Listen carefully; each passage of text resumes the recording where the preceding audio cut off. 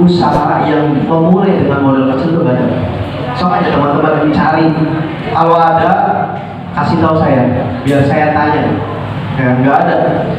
Yang dimaksud modal kecil itu yang tidak membebankan atau memberatkan diri kita untuk memulai usaha, itu namanya modal yang kecil. Semampunya kita aja. Pasti entah berapa ratus ribu yang kalian keluarkan itu sudah modal. Jadi nggak ada modal yang kecil. Artinya modal yang kecil itu tergantung diri kita mengolahnya seperti apa. Banyak teman-teman mahasiswa, saya punya teman-teman mahasiswa di daerah Subang, Universitas Subang. Mereka di sana juga kuliah sambil kerja, tapi tidak menyita waktu kuliah mereka. Mereka hanya duduk menggunakan HP, orderan masuk. Mungkin teman-teman juga paham ya, all shop dan lain sebagainya itu ada. Itu salah satu macam-macam bentuk usaha. Tapi saya di sini berdiri dalam bidang kuliner. Kenapa saya berdiri di bidang kuliner, tidak di all shop atau apa gitu? Menurut saya nggak ada adrenalinnya. Ketika kita mencapai kepuasan tersendiri kurang. Meskipun saya mulai usaha itu ketika saya semester 7, ketika mata kuliahnya hanya 1. Itu pun saya mangkal menjadi PKL ya, pedagang kaki 5 di daerah Belis depan pasar. Itu harus kejar-kejaran waktu. Saya ngajar juga, saya juga kegiatan di ekstrakurikulernya aktif gitu. Di mata mahasiswanya juga oke. Jadi saya harus benar-benar atur waktu. Saya harus bangun jam 3 subuh, jam 3 pagi. Saya harus ke pasar, saya harus bikin roti dan juga kebab. Supaya saya pulang dari kampus, saya itu bisa mengejar waktu, bisa berganti pakaian menjadi seorang pedagang. Ketika saya kuliah, saya pulang jam 5, perkiraan saya nyampe jam 6. Gimana caranya supaya jam 6 itu saya harus ada di tempat mangkalnya saya. Dan itu saya lakukan selama 1,5 tahun. Kalau dikatakan capek. Yang namanya orang jualan itu capeknya mungkin karena waktu, bukan karena diatur. Karena orang jualan itu enak banget, nggak ada bos ya, nggak ada yang bisa ngatur-ngatur kita. Semua yang manage itu kita sendiri. Akhirnya alhamdulillah setelah 1,5 tahun saya berjalan, saya pun ketika itu diberi omset yang luar biasa. Akhirnya saya buka di ruko ya. Saya coba buka di ruko, saya kembangkan lagi usaha saya. Dan mulai di ruko, saya kerjasama sama teman-teman yang pedagang-pedagang lain ataupun kayak Justip, jasa kurir ya, atau dari Gojek. Itu saya kerjasama dengan mereka supaya dagangan saya itu dipromot sama mereka. Selain kita di sosial medianya kita. Dan saat itu saya pun mulai merasa kalau misalkan apa yang saya lakukan saat ini masih kurang untuk usahanya saya. Makanya saya selalu mengembangkan usaha-usahanya saya. Apa sih yang kurang di usahanya kita gitu kan? Kalau saya flashback ke belakang, oh ternyata untuk membangun usaha seperti ini tuh nggak gampang. Waktu dulu saya pernah ikut training motivasi itu ya, yang diadain sama Nakoy pada saat itu ya. Saya itu belum memulai usaha, baru mau memulai. Ketika itu beliau menceritakan sedikit kehidupan beliau, itu membuat saya berpikir kalau saya pun pasti bisa. Meskipun banyak problem yang ketika saya lewati itu nggak gampang. Yang nggak gampang itu adalah gimana sih orang itu bisa mau membeli produk kita. Satu hari ada yang beli 10 aja itu udah luar biasa buat kita. Kayak alhamdulillah banget. Ya mungkin kalian ada di sini yang menjadi aktor wirausaha selain saya pun pasti ada ya. Mungkin akan merasakan kayak gimana sih kalau dalam satu hari kamu nunggu pembeli nggak datang gitu kan, rasanya itu gimana ya tuh. Yang akan di benak kalian itu, kenapa ya kok jualan saya sepi banget? Udahlah. jangan dilanjuti lagi, akhirnya apa, down. Tapi di saat itu kalian harus mulai memiliki pemikiran, kenapa jualan saya sepi, itu karena mungkin ada hal lain yang harus saya perbaiki, entah itu dari kemasannya, entah itu dari pelayanannya, kita evaluasi lagi. Jadi jangan down, udahlah ya udah kita ganti ke produk yang lain. Itu malah membuat kalian berlayar tanpa arah tujuan, nggak bisa keluar, nggak bisa mencari jalan solusinya seperti apa. Carilah sesuatu yang kira-kira dibutuhkan sama orang lain, bukan yang dibutuhkan sama kita, karena kita ngejual barang itu untuk orang lain, bukan buat kita sendiri. Terus selain saya kuliner pun, saya menjadi seorang petani hidroponik. Mungkin ada di sini yang pernah mendengar kata hidroponik. Asal teman-teman ketahui ya, ini saya kasih peluang buat teman-teman. Kalau teman-teman memulai usaha hidroponik, omsetnya bukan 100.000, 200.000, itu bisa puluhan juta teman-teman. Dengan lahan yang seruangan ini pun teman-teman bisa menghasilkan omset yang luar biasa. Mungkin kalau kita beli per kilo murah ya, 12.000 misalnya harga sayuran selada ataupun pakcoy. Teman-teman boleh lihat di YouTube-nya saya. Saya bikin konten di situ, cara bagaimana memulai usaha hidroponik dari dari nol banget lah, nggak mengerti apa-apa, karena saya nggak punya mentor buat hidroponik. Mentor saya cuma di YouTube. Saya lihat YouTube nih, orang-orang sukses, subscribernya banyak, bahkan jutaan. Dia sih ya. Saya sama teman saya selalu berpikir, gimana kalau misalkan saya berhidroponik, melihat kok pedagang sayur itu selalu habis, apalagi selada tuh banyak banget dicari, banyak banget digunakan sebagai topping. Ya, topping roti john juga sama, dengan topping ayam bakar selalu ada seladanya, gitu kan. Itu jadi peluang teman-teman. Dan di Indramayu Barat khususnya ya, di daerah sini tuh belum ada, jarang banget adanya petani hidroponik, itu jarang. Jadi teman-teman bisa memulai usaha itu dengan keinginan teman-teman sendiri, bebas, tapi harus dilandaskan dengan keyakinan, jangan sampai di tengah-tengah mundur. Kan kasihan modalnya ya, kita udah ngeluarin modal ini nggak kepake gitu kan. Terus di konten YouTube, kenapa saya maju di konten YouTube? Saya ngeliat mungkin teman-teman pernah melihat TV ataupun di YouTube, YouTuber yang paling mendunia ya, kayak Atta Halilintar gitu kan.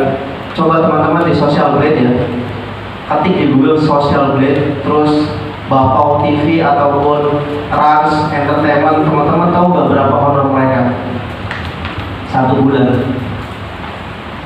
Penghasilan terbesar itu kemarin saya lihat sama Ivan Behaki. Ivan ini editornya saya, ya, luar biasa ya. Alhamdulillah merasa terbantu banget ya. Saya melihat kemarin honor terbesar di Indonesia itu diperoleh sama Ricis, Ria Ricis, 2,14 miliar. Luar biasa kan, selama 1 bulan. Dan itu menjadi motivasi, kalau saya punya uang segitu buat apa ya? Dan di situ saya mulai berpikir, saya mau menjadi YouTuber, apa aja kontennya, meskipun saya artis lokal bukan artis di televisi, tapi saya yakin saya bisa memikat perhatian penonton gitu kan ya, dengan apa yang saya suguhkan dan apa yang saya butuhkan gitu kan. Kemarin melihat teman-teman yang ada di Subang juga, saya masuk komunitas pengusaha muda di Subang. Mereka pun di sana memiliki usaha-usaha yang berbeda dan memiliki motivasi tujuan juga yang berbeda. Kalau misalkan teman-teman mau menjadi pengusaha, itu nggak mesti dilihat dari orang lain, ya, dari diri kita sendiri. Mungkin backgroundnya teman-teman setelah keluar dari Alamin, guru, udah mentok guru, pasti saya jadi guru. Tapi nanti kalau jadi guru, apalagi yang udah menikah, tuh gaji guru cilik 4 bulan sekali dibayar. Ya kan? Buat bensin aja, maaf ya, buat bensin aja nggak cukup. Saya pertama kali gaji guru 150, bolak-balik ke Al-Amin sama Kang Aji, bannya bocoran baik. Ya udah, ya nambah kolot gitu kan. Dan itu membuat motivasi juga buat saya. Dulu saya bermimpi, saya pengen jadi narasumber di salah satu acara kayak Mas Nakoy, dan alhamdulillah sekarang bisa ngasih sharing ke kalian gitu kan, luar biasa banget ya. Mungkin di antara kalian nanti 1 tahun atau 2 tahun kalian akan seperti yang teman-teman ada di depan sini gitu, memberikan motivasi, saran, apalagi pengalaman teman-teman untuk orang lain itu luar biasa. Dan jangan pernah pelit sama ilmu teman-teman gitu untuk ditularkan ke teman-teman yang lainnya. Kadang-kadang kalau misalkan ada yang ditanya, Mas, kunci suksesnya Mas itu jadi pengusaha apa sih? Wow, ya cari aja di YouTube atau lihat aja kehidupan saya gitu. Oh ya, jangan kayak gitu. Justru kita itu sudah menghilangkan rasa kepercayaan orang lain terhadap diri kita sendiri. Oh, berarti saya itu dipercayain sama dia. Kalau misalkan dia itu percaya kalau saya menjadi orang yang sukses itu dari hal-hal yang lain gitu. Kita berbagi, jangan pelit. Jadi kalau kita pelit ya kita nggak akan berkembang. Justru mungkin lewat dari satu orang kita akan lanjut ke orang-orang yang lain gitu. Ya, jadi teman-teman, saya harap di Al-Amin ini banyak orang-orang yang sukses ketika keluar dari Al-Amin. Amin ya Allah ya. Amin. Enggak stagnan, karena saya itu sangat bangga banget sama kampus ini ya. Karena bagaimanapun juga kampus ini sebagai saksi bisu ya, banyak orang-orang yang sukses dari sini gitu. Saya yakin teman-teman juga sebelum memilih kampus ini, teman-teman sudah memikirkan bahwasanya kampus ini itu yang terbaik. Kalau nggak yang terbaik, mungkin teman-teman nggak kuliah di sini ya, atau bisa jadi terpaksa, sejauh nggak tahu ya. Berapa menit mungkin udah? 3 menit. Oh, 3 menit lagi. Nah, buat teman-teman juga, kalau misalkan mau sharing, misalkan mau buka kebab di Patrol ataupun roti john di Anjatan tuh boleh ya, boleh menghubungi saya ataupun Ivan Haki. Mau nanya-nanya, kalau saya sih malah senang kalau ada yang mau ngajak kerjasama. Bang, misalkan saya mau buka roti john nih, tapi saya nggak punya waktu, gimana ya? Itu problemnya sih. Tapi mau mulai usaha, tapi kita nggak bisa karena terkendala waktu gitu. Yang pertama, teman-teman harus cari, otomatisnya ya, cari karyawan, orang yang menurut kita bisa dipercaya sama diri kita sendiri gitu. Yang jujur itu susah gitu ya. Apalagi yang semangat, yang sama kayak diri kita itu jarang. Artinya, oh ini saya jualan kayak gini nih, harus semangat, harus tekun. Apalagi ketika saya masak, rasanya itu minimal sama kayak saya. Itu susah. Belajar kayak gitu tuh gak gampang. Jadi kalau misalnya teman-teman, carilah partner kerja biar teman-teman tuh bisa bebannya agak ringan, nggak kesulitan. Meskipun susah dari orang yang seperti itu, saya yakin kalau teman-teman percaya sama dia, dia juga percaya sama kita, teman-teman juga akan lebih mudah. Sama halnya saya nyari orang yang benar-benar bisa dipercaya. Ya, alhamdulillah, meskipun saya baru kenal sebentar, tapi saya udah percaya sama beliau kalau beliau itu bisa mengelola usaha saya. Jadi saat saya ngajar, ada yang backup. Siapa yang backup? Ya teman saya, partnernya saya. Itulah yang namanya partner, biar tidak kesulitan buat usaha kita sendiri. Jadi mulai sekarang saya yakin teman-teman juga di sini memiliki motivasi hidup yang sangat tinggi untuk keluarganya dan dirinya. Dan saya harap 1 tahun, 2 tahun di antara teman-teman di sini semuanya ada orang yang sukses lebih dari kita. Mungkin itu aja yang bisa sedikit saya sampaikan, meskipun memang dalam waktu yang sesingkat ini. Mudah-mudahan teman-teman pemikirannya terbuka, pola pikirnya mau maju, jangan mau tertinggal, karena setiap manusia ini memiliki kemampuan dan skillnya yang berbeda-beda. Akhir kalam, billahi taufiq wal hidayah. Wassalamualaikum warahmatullahi wabarakatuh.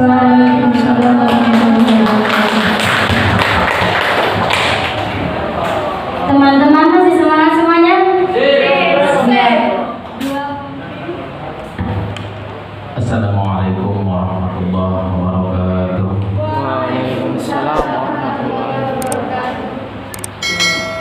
Alhamdulillahi wa kafa, wassalatu wassalamu ala sayyidina wa maulana Muhammadin al-Mustafa wa ala alihi wa ashabihi wa ahli sunnah wal wafa, amma ba'd.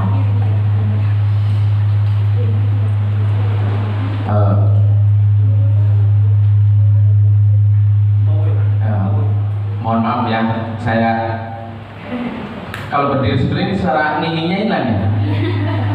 Itu belakang. Ya, saya dibawa kipas saya sekalian lah.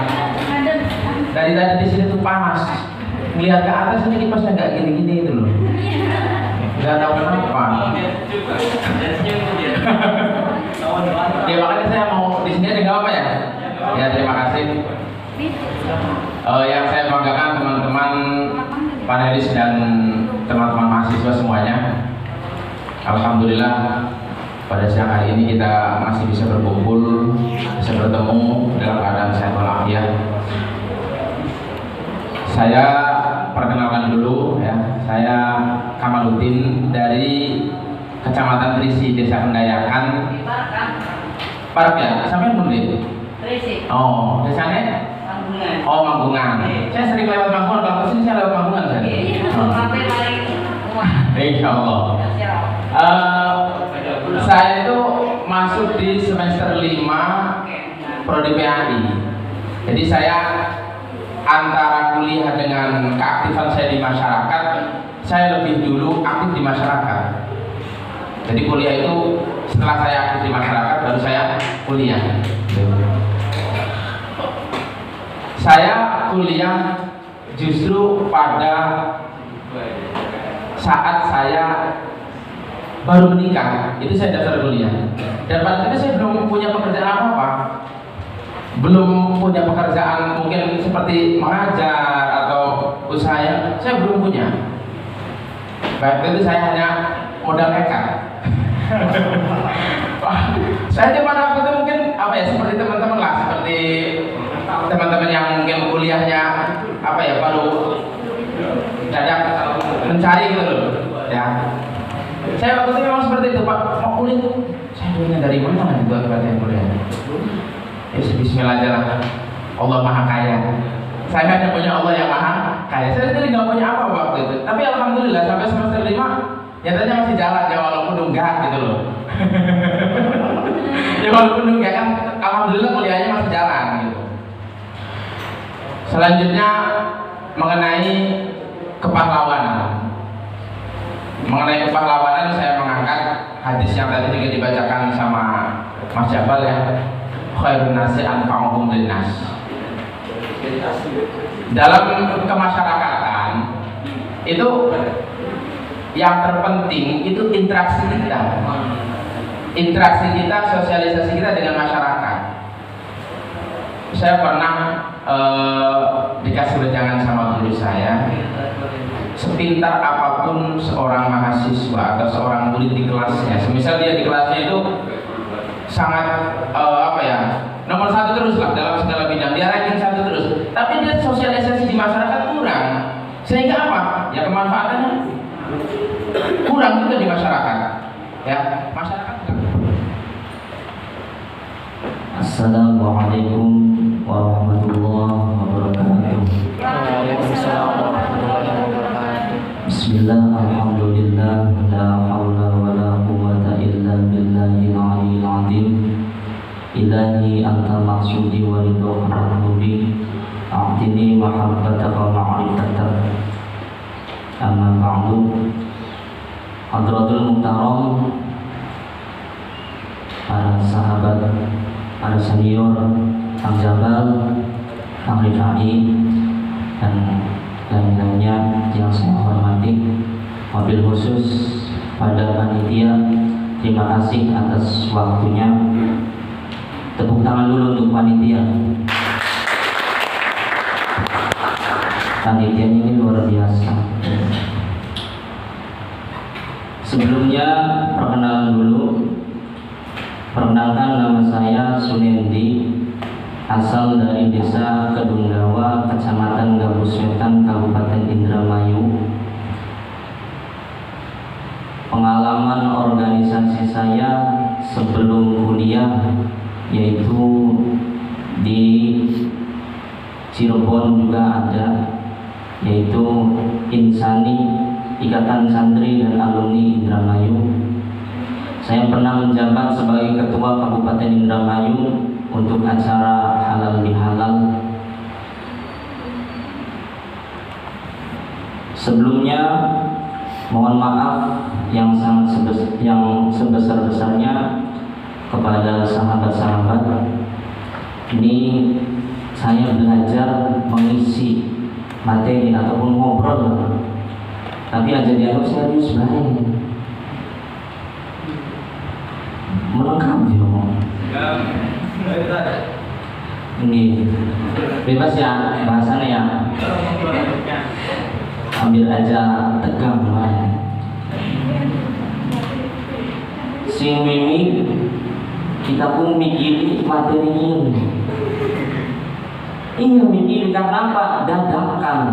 Posisinya dadakan, terus kita itu posisi lata di rumah. Karena kemarin saya itu habis pelantikan di PW, pimpinan wakil cabang ataupun pimpinan wilayah di Provinsi Jawa Barat di Jati Asih, tepatnya di Pondok Pesantren Siratul Munir itu. Sebelum membahas tentang gerakan organisasi masyarakat Ormas, tadi dikasih materi yang pertama, organisasi apa saja yang bisa kita ikuti. Sebelum kita menginjak ke organisasi, apa sih itu organisasi itu? Ormas itu apa? Sebelum menginjak ke organisasi ada 3 kategori. Yang pertama yaitu kerumunan, kedua perkumpulan, yang terakhir baru kita organisasi. Kalau kita kerumunan itu maksudnya gimana? Itu sifatnya hanya sementara. Contoh, kita ini panelis sekarang, ya sementara. Gitu. Nanti ada tindak lanjut lagi, yaitu diadakan kumpulan lagi, karena ada tujuan, yaitu nanti menginjak ke perkumpulan. Setelah perkumpulan, kita langsung ada tujuan yang perlu dimatangkan dan yang perlu disukseskan dengan manajemen yang bagus, struktur yang terorganisir. Ketika sudah diakui kejelasan strukturnya, langsung ke organisasi. Itu bisa dipahami ya. Ketiga tadi.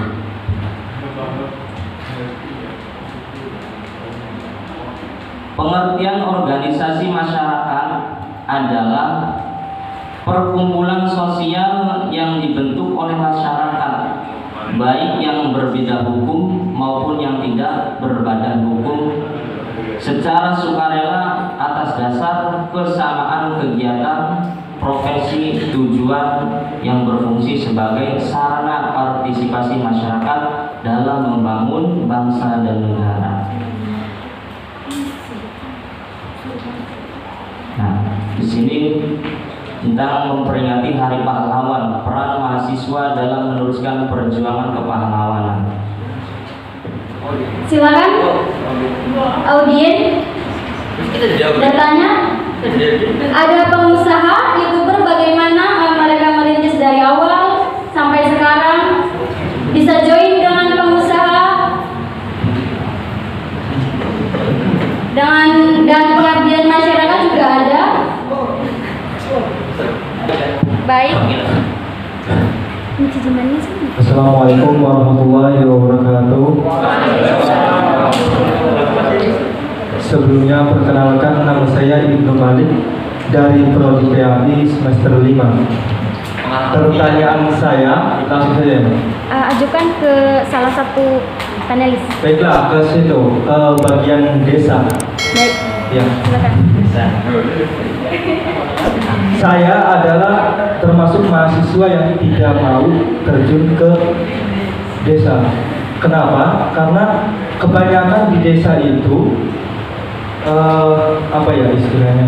Ada korupsi lah. Kebanyakan di desa itu melakukan korupsi. Nah, bagaimana cara melakukan perubahan itu? Karena di kita itu terkenal dengan sistem yang berdosa, ya, dosa sistem. Sistem yang terstruktur. Dosa yang terstruktur. Nah, lanjut. Biasa di kita itu, di masyarakat kita itu terkenal dengan dosa sistem, ya. Untuk merubahnya, yang harus kita rubah itu sistemnya dulu atau individu yang bekerja di desanya itu. Mana yang harus dahulu dirubah? Sekian dari saya. Kurang lebihnya mohon maaf. Wassalamualaikum warahmatullahi wabarakatuh.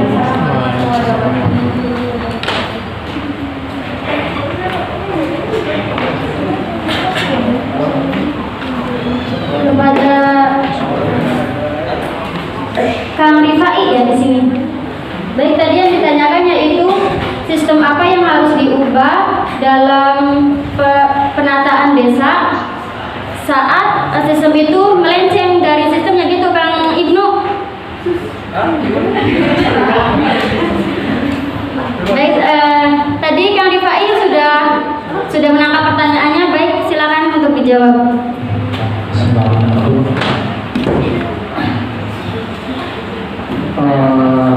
Untuk yang tadi harus mana dulu yang dirubah?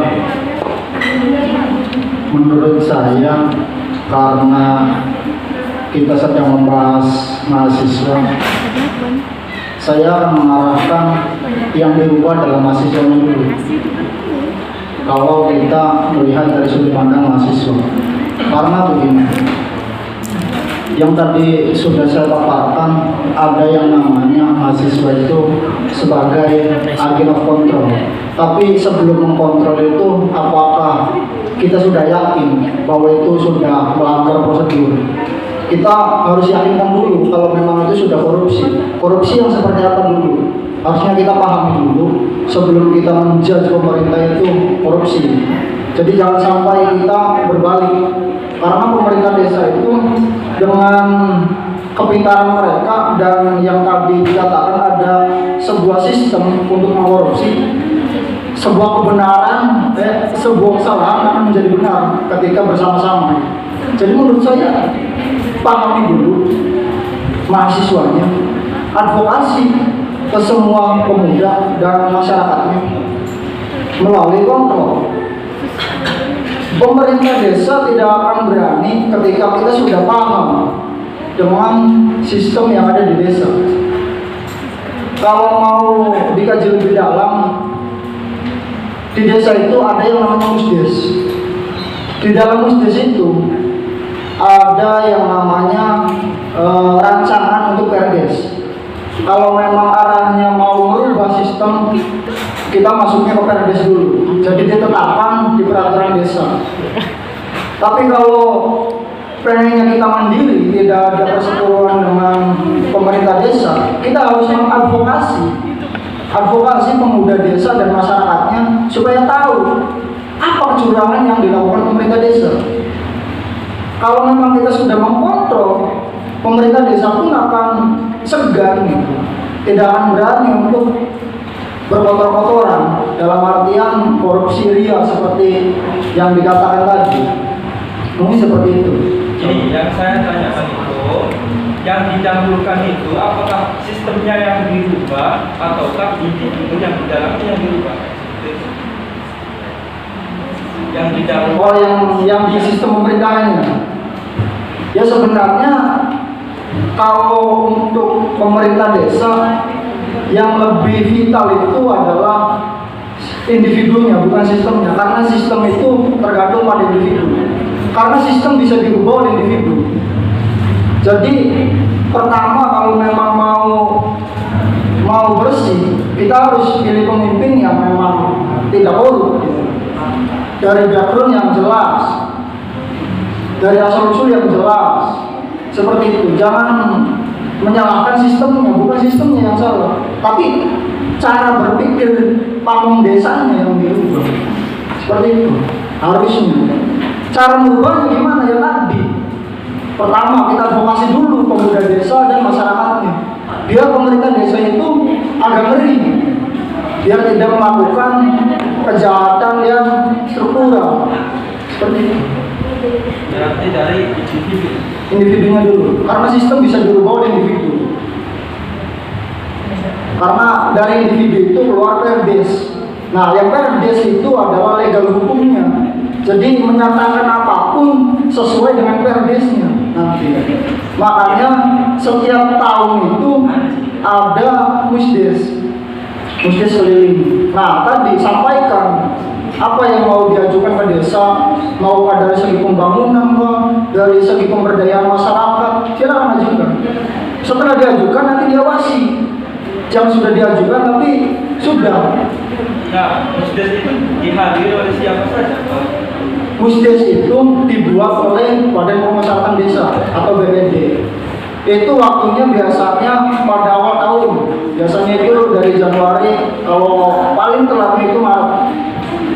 Itu untuk musyawarah desa, untuk rancangan pembangunan tahunan. Seperti itu. Maksudnya yang ada itu orang-orang yang ada di dalam desa atau masyarakatnya? Semua. Jadi kalau musdes itu biasanya gini, prosedur musdes itu yang datang adalah Badan Pemasyarakatan Desa, pemerintah desa itu sendiri, terus organisasi yang di bawah kepemerintahan desa, dan masyarakat yang ada per blok. Jadi biasanya musdes itu per blok, jadi nggak langsung di balai desa. Jadi menampung aspirasinya itu dari blok per blok, jadi rata. Prosedurnya seperti itu. Kalau di Surabaya sih, musdes itu tidak ada.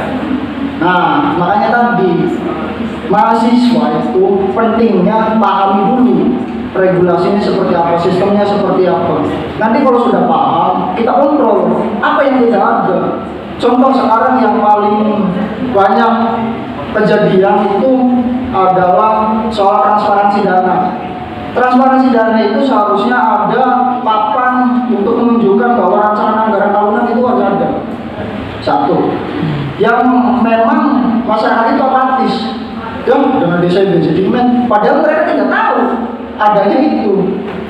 Maksudnya kalau masyarakat sudah tahu, sudah paham tentang anggaran desa, kita bisa lihat di spanduknya. Ada anggaran untuk pemberdayaan, ada anggaran untuk pembangunan. Kita lihat, kita cross check langsung ke lapangannya untuk pemberdayaan. Semisal 30 juta. Pemberdayaan itu untuk apa? Pemberdayaan untuk pelatihan semisal. Pelatihannya itu ada enggak? Kita cari, kontrol di sini. Kalau tidak ada, kita kritisi. Kenapa tidak ada? Seperti itu. Sudah. Apa masih ada ganjalan? Ketika ada seorang mahasiswa mengkritisi kepemimpinan desa dan ternyata tidak pernah dididik dan lanjuti, itu harus bagaimana? Harus seperti itu. Sedangkan kan kita itu mahasiswa itu minoritas, kami di setiap desa itu sedikit. Jadi kalau untuk teori, saya tidak begitu paham dengan teori-teori yang seperti itu. Tapi yang saya lakukan untuk saat ini, saya mengadvokasi dari pemuda yang kemungkinan terlalu apatis dengan desa. Karena yang paling dominan adalah pemuda yang apatis. Jadi kita sebenarnya harus memanfaatkan basis massa dulu. Kalau ini suara kita didengar.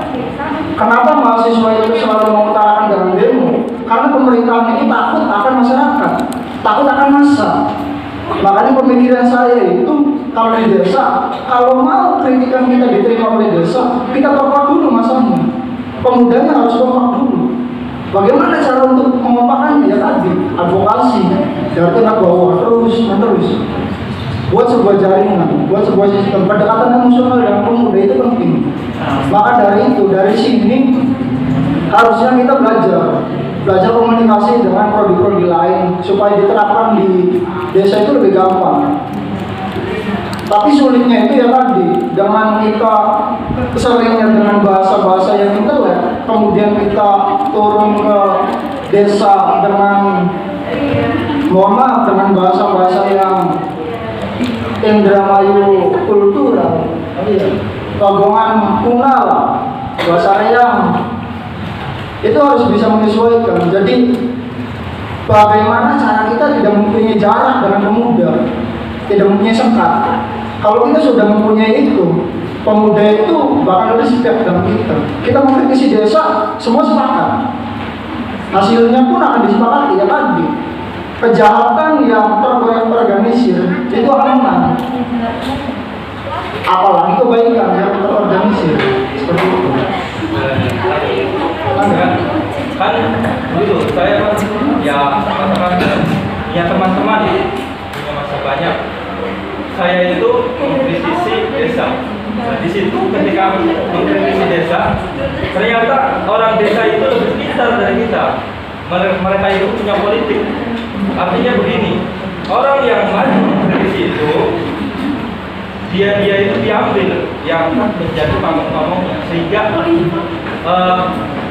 ya kita yang tadinya kritis itu seakan-akan dibungkam. Bagaimana cara mengatasi seperti itu? Moderator, kalau misalkan kayak pertanyaan kayak gini, ya, misalkan dari panelis lain boleh menambahkan nggak? Iya boleh. Oh, boleh. Boleh. Tapi nanti ada kalau Dari Ahmad Rifai tapi lebih ke menambahkan gitu.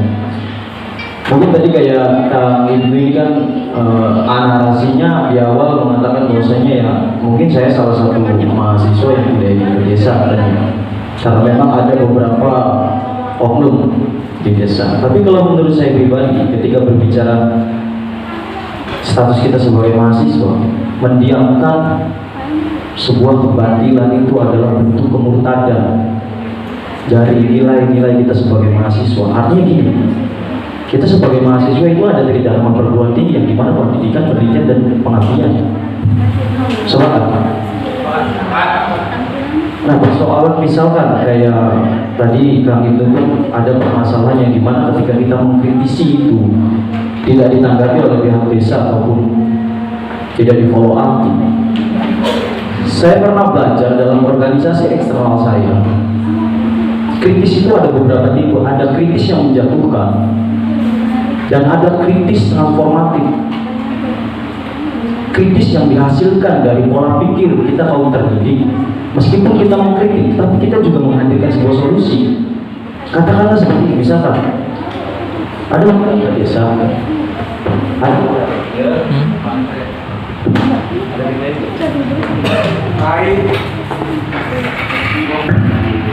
desa, misalnya katakanlah pamong desa, kepala desanya itu melakukan tindakan yang di luar daripada kode etik. Ketika kita mengkritisi, jika kita hanya sendirian, seberapa narasi hebatnya, seberapa argumentasi kita hebat, kita tidak akan didengar.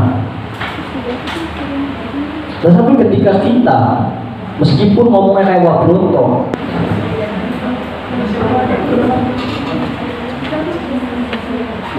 baik kepada audiens dipersilakan. Assalamualaikum warahmatullahi wabarakatuh. Waalaikumsalam warahmatullahi wabarakatuh. Perkenalkan, nama saya Tian Simayani. Saya dari Prodi PBI semester 7.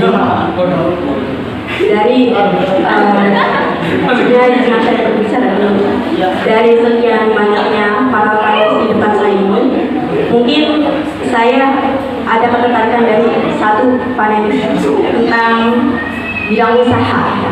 Mbak ini mengenai usaha. Dalam dunia usaha selalu ada yang namanya persaingan.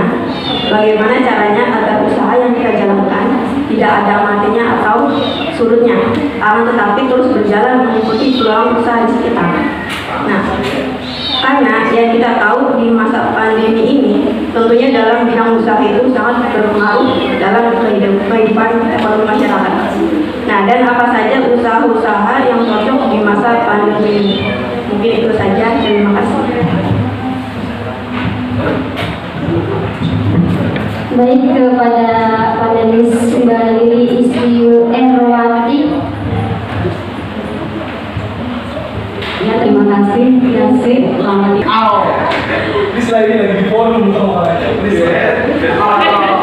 Oke, pertanyaannya bagaimana cara biar usaha kita itu tidak tersaingi ya, intinya seperti itu ya. Itu caranya kita menerapkan ide-ide baru, artinya inovatif dan kreatif. Misalkan di luar sana banyak usaha yang seperti yang kita lakukan. Nah, usaha kita itu kasih inovasi apa yang beda dari yang lain, yang bakal menarik perhatian dari customer. Seperti itu, kayak gitu Tiansi. Kalau Tiansi ini usaha ini ya banyak ya, jualan online gitu ya. Kalau menurut saya contohnya misalkan jualan online ya, Mbak Tiansi ini jualan online, kasih hadiah apa gitu, bonus apa gitu kalau ada yang pesan, itu pasti menarik sekali. Jadi beda dengan yang lain. Hadiahnya pembelinya. Pembelinya kan penjualnya kan udah ada yang punya Kang Haji, jadi nggak boleh. Iya, jadi contohnya seperti itu. Jadi kasihlah sedikit bonus. Iya, sedikit bonus lah yang ibaratnya kenang-kenangan atau souvenir atau buat pembeli itu, Pak. Mereka itu tidak melihat nilainya, tidak melihat harganya, tapi perhatiannya itu loh dari penjualnya itu. Ya, itu seperti itu. Terus usaha apa yang bagus ya, yang cocok di zaman pandemi ini? Kalau menurut saya sih di zaman sekarang ini mah pendapat saya ya. Pendapat saya itu kalau pandemi ini cocok di bidang kuliner. Biasanya itu cocok. Terus jasa juga cocok, kayak bantu transfer orang, transferin gitu, bayar listrik dan lain sebagainya, itu juga sangat cocok karena belakangan ini orang itu lebih suka belanja online daripada belanja langsung. Jadi kita harus melihat peluang apa yang ada di masyarakat. Nah, itu kita kerjakan. Itu seperti itu. Mas Rendy, barangkali ada yang Assalamualaikum warahmatullahi wabarakatuh. Sedikit nambahin ya Mbak Tiansi, saya pun selaku pengusaha, yang namanya persaingan itu ada, tapi kita itu harus memberikan salah satu kepercayaan kepada pelanggan kita, agar pelanggan kita itu ketika membeli produk di tempat kita tidak kecewa. Sehingga kalau kita kecewa, kita akan lari ke produk yang lain. Contohnya seperti ini Mbak Tiansi. Yang satu jualannya mie ayam, satunya pun mie ayam. Sama dong, pasti rasanya mie ayam ya. Tapi yang akan dilihat sama orang itu yang pertama adalah gimana saya makan mie ayam dengan tempat yang nyaman. Yang pertama. Yang kedua adalah rasanya. Sehingga apa? Ketika keluar dari kedai mie ayam itu, dia akan menilai, oh ternyata enakan beli mie ayam di sini ya daripada mie ayam yang di sebelah. Itu akan menaikkan nilai jual. Jadi kita itu jangan terpuruk sama pesaing. Aduh kok itu melihat si A rame banget, pokoknya kita enggak. Kenapa? Kita kan pasti bertanya-tanya ya kenapa ini. Ya jangan dong. Saya harap jangan dong. Kita tetap berjalan. Layani si pelanggan itu seperti biasa kita melayani orang yang membeli di kita. Sehingga ketika kita sudah melayani orang itu dengan maksimal, dia akan memiliki kesan yang baik, kesan yang bagus. Ya. Karena mungkin yang namanya pengusaha itu harus memiliki kepercayaan yang lebih tinggi daripada yang lainnya. Ketika si A rame kita enggak, ya kita syukuri aja, karena kita selayaknya orang Islam, kita percaya rezeki itu udah ada yang ngatur. Ya mungkin saat ini saya sepi, tapi saya yakin bulan berikutnya rame. Karena yang namanya seorang pengusaha itu kayak air laut, ada pasang surutnya. Ya, mungkin itu aja Mbak Moderator, Mbak Lili yang bisa saya tambahkan. Terima kasih. Tambahkan boleh.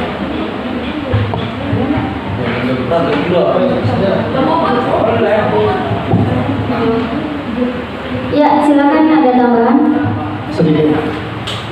Sebenarnya kalau ini di luar dari koridor saya, sebenarnya UMKM itu yang digadangkan oleh Pak Teten, Kementerian UMKM itu adalah ATM, amati, tiru, modifikasi.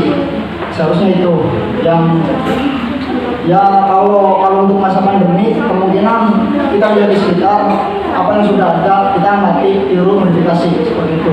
Kalau untuk menanyakan bagaimana usaha apa yang tepat untuk di wilayah Indramayu, mungkin Mbak Yansi bisa langsung ke dinas saja, tanyakan produk apa saja yang kurang, produk apa saja yang tidak ada, silakan diskusi. Karena di dinas itu sedang membuka wirausaha muda, jadi nanti ditunggu Mbak Yansi untuk kalau memang mau berdiskusi dengan dinas, enggak ke dinas saja. Jadi diskusi apa yang pengen diusahakan seperti itu. Ya, baik. Terima kasih para panelis yang telah menjawab pertanyaan dari audiens. Selanjutnya ke depan sambil audiens juga kenal.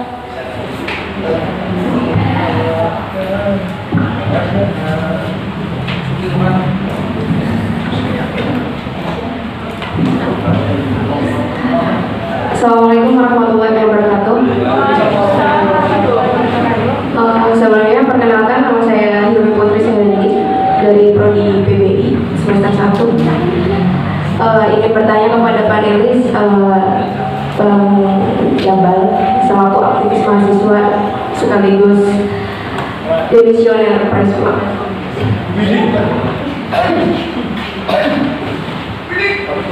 Mahasiswa di masyarakat ada yang berperan aktif dan ada juga yang tidak. Pertanyaannya, bagaimana cara menghadapi stigma buruk masyarakat terhadap mahasiswa yang tidak berperan di masyarakat? Mungkin itu saja. Terima kasih. Assalamualaikum warahmatullahi wabarakatuh. Panelis, untuk Bang Jabal silakan untuk menjawab atas pertanyaan dari panelis dari audiens. Ya, sebentar tadi pertanyaannya bagaimana Stigma mengurangi cara menghadapi stigma masyarakat mahasiswa terhadap mahasiswa yang tidak berpartisipasi kepada masyarakat, seperti itu kurang lebih. Jadi lebih ke kayak misalkan ya masyarakat masih menganggap mahasiswa itu belum berperan gitu. Oh, lebih ke arah itu. Oke, langsung jawab aja ya. Sebetulnya ini lebih ke teori ngarang sih. Karena memang saya pun belum selesai di perkuliahan, kemudian saya pun ya belum sepenuhnya terjun ke tengah-tengah masyarakat gitu. Oke. Memang hari ini terkadang masyarakat menganggap atau berstigma bahwasanya mahasiswa itu ya meskipun kuliah, meskipun dia berpendidikan tinggi, tapi secara SDM ataupun katakanlah kayak masa depan pun karir itu tidak beda jauh dengan pemuda biasa. Terkadang ada stigma masyarakat menganggap bahwa ngapain sih kamu kuliah-kuliah, percuma toh setelah kuliah juga kamu tuh tetap aja nyari kerja susah. Kalau cuma jadi guru paling ya bener kata Kang Randy, paling cuma dapat apa pego ya, pego tuh pasti 150.000 gitu, 150.000. Jadi buat apa kuliah gitu kan? Jadi kayak seakan-akan kita sebagai mahasiswa di tengah-tengah masyarakat itu tidak ada keunggulan sama sekali. Nah, ketika cara menghadapi atau membantah stigma masyarakat seperti itu, ya maka kita berperan aktif lah. Misalkan katakanlah sebagai contoh kecilnya kita bikin event pengajian muludan, kemudian dihandle oleh kita yang sebagai mahasiswa tidak bergantung kepada kaula tua ya, ya kaula tua. Artinya dihandle sepenuhnya oleh kita gitu. Kemudian mahasiswa yang paling berperan aktif dalam menggerakkan pemuda. Artinya di situ kan masyarakat memandang bahwasanya oh ini loh pembeda antara mahasiswa dan pemuda biasa. Kalau mahasiswa kan biasanya orang yang secara public speaking ada gitu kan. Masa sih mahasiswa ngomong di depan masih beta laptop kan. Artinya di situ juga ada pembeda antara mahasiswa kemudian pemuda. Ya, mungkin itu saja sih lebih ke arah ya kita bikin inovasi-inovasi baru di desa ya, terkait event-event Agustusan atau pengajian ataupun kita bisa bermanfaat misalkan jadi MC nikahan. Artinya kan pernah sih saya pengalaman kan, saya jadi MC di nikahan kemudian masyarakat pada bilang gini, lah itu anaknya panasir ya, kita ngomong sih jadi stigma, ya kuliah nih nanti bisa kuliah alamin dong, mulai kuliah alamin baik, oh no. Mungkin seperti itu sih, barangkali masih kurang, ya kalau kurang ataupun puas ya karena memang saya bukan anak memuas gitu. Ya kembali lagi ke moderator. Terima kasih untuk panelis yang telah menjawab pertanyaan dari audiens. Baik. Boleh ada tambahan? Oh ada tambahan? Iya. Iya. Boleh apa? Dipersilakan singkat ya. Singkat banget ya. Iya siap. Singkat-singkatnya. Dua kata. Terima kasih. Oke, untuk tambahannya secara umum saja atau secara pandangan semua. Terkadang kita hanya berpikir subjektif, tidak mampu berpandang objektif.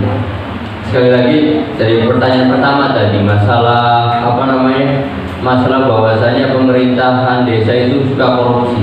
Itu kan pandangan yang subjektif. Terus pertanyaan yang kedua adalah bagaimana sih agar orderan kita laku terus, itu pandangan yang subjektif. Terus pandangan stigma masyarakat terhadap mahasiswa juga pandangan yang sangat subjektif. Jadi kita ini tidak bisa, pengennya kita itu sempurna, padahal manusia itu kan makhluk otokonisian ataupun bahannya tempatnya kesalahannya daripada diri manusia ataupun kekurangannya daripada diri manusia gitu. Contoh saya contohkan gini, tadi ada pertanyaan Kang Ibnu Malik ya, Ibnu Malik nggak ada orang ya. Ini dari kita yang itu gak apa-apa bagus itu. Jadi peran pembeda dari PFI harus berani aktif ini luar biasa. Mbak Eni gitu, ayo kasih kaki jawab. Silakan untuk pemahaman gini. Penambahannya gini, bahwasanya Ayo dibagi bertanya-tanya. pemahamannya gini, dalam artian kadang-kadang pembukaan diskusi kita selalu dengan masalah-masalah seperti itu. Kenapa kita tidak jujur saya sendiri dari panelis ataupun moderator tidak mampu membuat audiens itu mampu berpikir objektif. Padahal fungsinya diskusi adalah membuat pemikiran-pemikiran objektif. Itu yang jadi kritik betul. Contoh gini, tadi kan pemikiran yang subjektif semua saya kira. Dan moderator, audiens, panelis bahkan pun itu tidak mampu membuat audiens ini mampu berpikir objektif gitu. Selalu saja tanya itu jawab, tanya itu saya jawab, tanya itu. Yang kalau seperti itu nggak akan selesai kita. Pertanyaan akan terus menjawab dan tidak akan ada action. Yang perlu diperingatkan adalah, menurut saya pribadi adalah pemikiran objektif tersebut harus terus dikembangkan agar semuanya itu mampu berjalan dengan action gitu. Kita kan tanya lagi ini gitu. Kayak tadi Mas Ibnu Malik. Itu pertanyaan terus Mbak juga terus ini juga pasti bakal banyak sekali pertanyaan. Berarti PR jadi menurut saya pribadi penutup adalah mungkin lain kali di diskusi Kampus Al-Amin ini saya kira mampu untuk berpikir objektif terhadap segala hal. Jangan pernah berpandangan subjektif, karena pandangan subjektif tersebutlah yang mampu membuat kita kecil hati ataupun menyalahkan orang lain dan selalu merasa benar sendiri. Itu saja dari saya, kurang lebihnya mohon maaf. Wassalamualaikum warahmatullahi wabarakatuh. Waalaikumsalam warahmatullahi wabarakatuh. Baik, acara selanjutnya sesi pertanyaan jawab sudah selesai.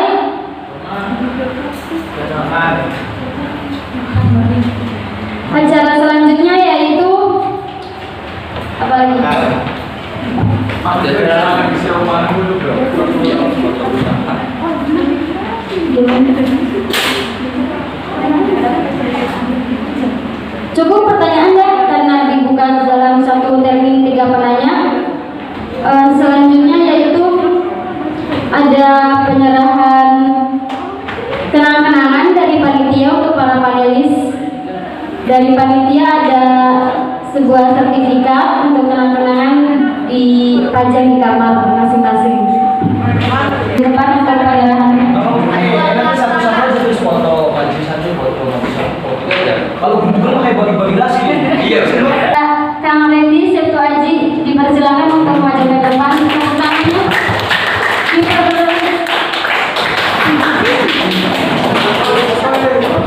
diserahkan oleh ketua pelaksana.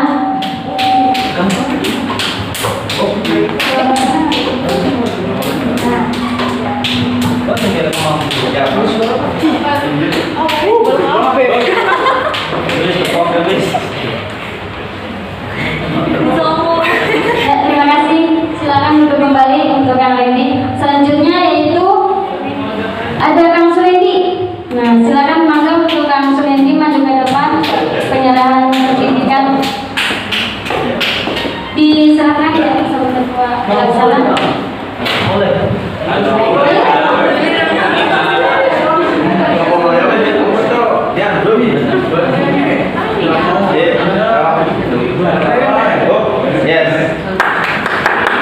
Silakan duduk kembali.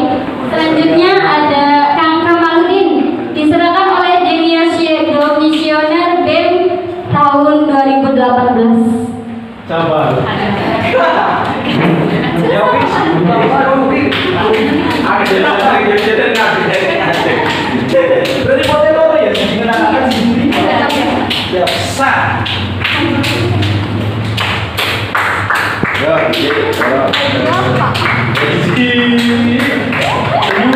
kasih. Selanjutnya ada Kang Akhorik. Di sini sebagai aktivis mahasiswa yang diserahkan oleh Demisioner BEM tahun 2016 kepada Kang Aji Permana dipersilahkan. Panitia kan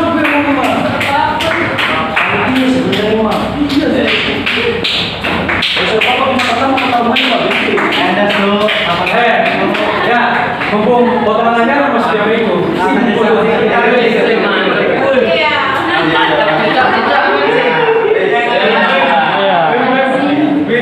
Kembali. Selanjutnya ada Ahmad Musyfik Nikam yang diserahkan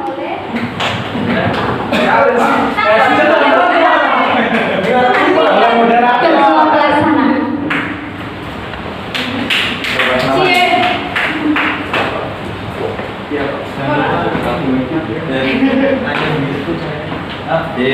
Oh, di duit oh. Ini lagi. Fresh malahan. Ya, selanjutnya di sini ada Mbak Isti Yuli Erwati. Oh, fresh tuh. Maka silakan penyerahan sertifikat. Ya Allah, mana salah. Ya Allah. Yes. Gapatnya belum tuh mabuk A, sapo. Diserahkan oleh ketua BEM. Acaranya yang cinta lama.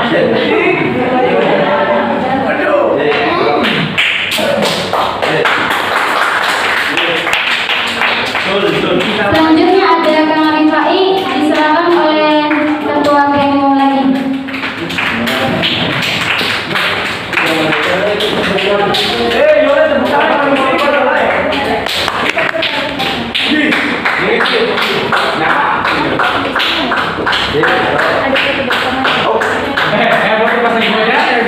Baik, terima kasih Kang Rifai, dipersilakan untuk duduk kembali. Alhamdulillah, terima kasih kepada para audiens yang telah menghadiri acara ini. Pada intinya, tadi yang saya kutip dari para panelis, yaitu sebaik-baiknya manusia adalah mereka